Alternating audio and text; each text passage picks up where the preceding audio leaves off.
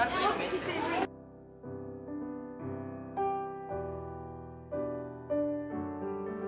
Tallinnast ei ole vist tõenäoliselt või? Tallinnast me oleme küll, et 3 kohta, mis meid müüvad edasi. Visiitkaardil on see koduka lehekülg, internetilehekülg, seal on toodud meie edasimüüjad Tallinnas.